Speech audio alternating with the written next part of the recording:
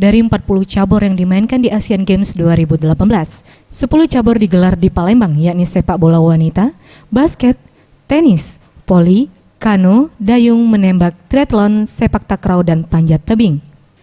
Mudai Madang, Wakil Ketua Komite Olimpiade Indonesia mengatakan, untuk pembangunan venue di kawasan Komplek Olahraga Jakabaring, semuanya telah rampung tinggal finishing, serta telah dilakukan sertifikasi kelayakan dan standar pertandingan dengan menggunakan test event.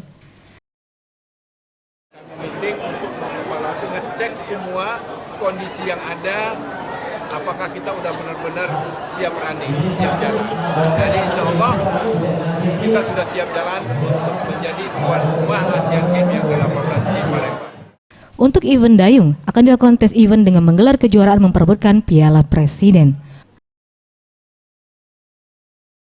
Tim Liputan Sriwijaya TV.